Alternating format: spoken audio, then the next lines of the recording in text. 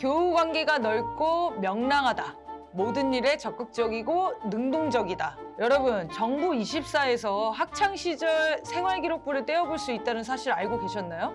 저도 제 생기부가 궁금해서 한번 떼어봤는데요. 사실 대부분의 경우 이런 긍정적인 말들이 적혀 있을 겁니다. 그런데 생활기록부에 준법성이 결여되어 있다는 충격적인 말이 적혀 있는 사람이 있습니다. 바로 이번에 청문회를 했던 이진숙 방통위원장 후보인데요. 중학교 때부터 준법 정신이 유독 낮았던, 떡잎부터 남달랐던 이진숙이 지금까지 얼마나 불법적인 삶을 살아왔는지 함께 알아보겠습니다. 입 벌려라, 시사 들어간다.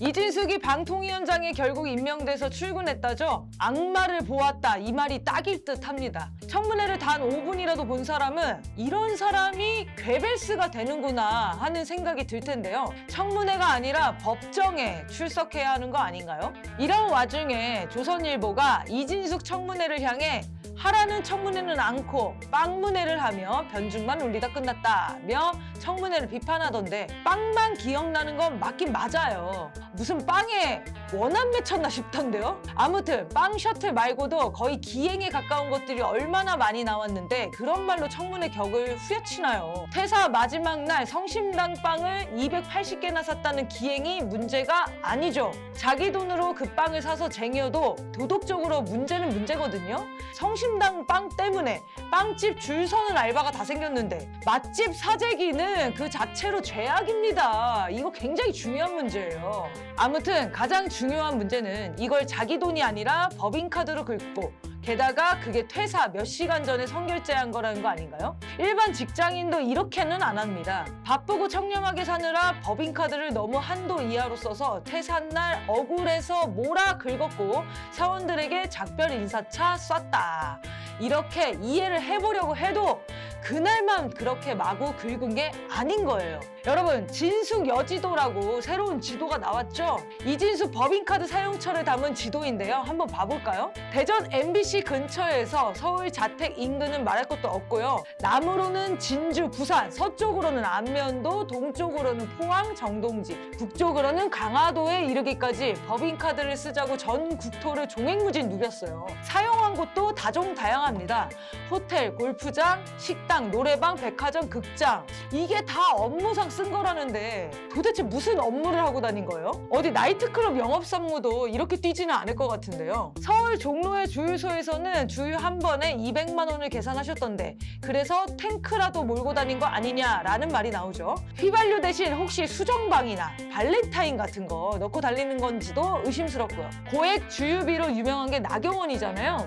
2년간 5,800만 원을 주유비로 쓴 게 나경원이었는데 거의 비등비등하죠. 아무튼 이 장소가 주유소가 아니라 SK에너지 본사였다는 사실이 밝혀지긴 해서 탱크는 아니었던 걸로 드러났습니다.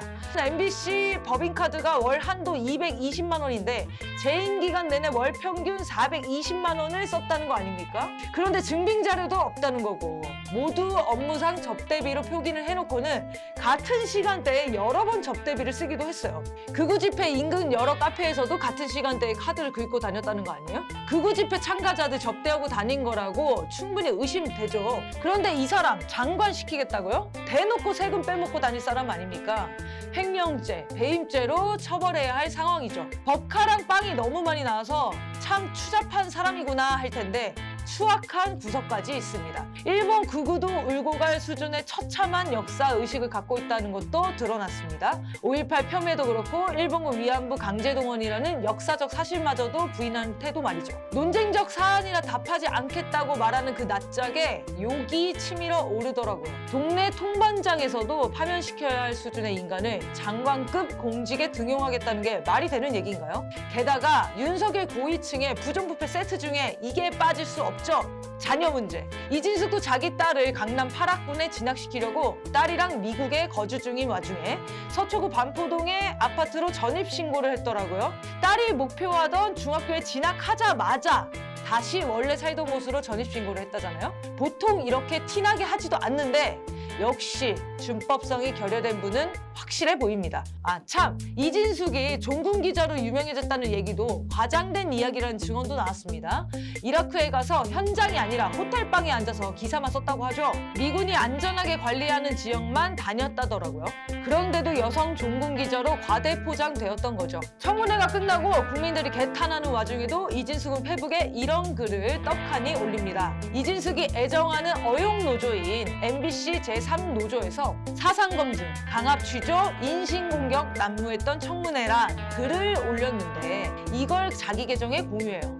앞으로 손가락 운동 좀 하겠다더니 아직 손가락 덜 풀린 거 아닙니까? 정말 구제불능입니다. MBC를 말아먹기 위한 원포인트 방통위원장으로 딱 그 정도 일만 하고 이동관이나 이상인처럼 바로 내뺄 작정인 거 전 국민이 다 압니다.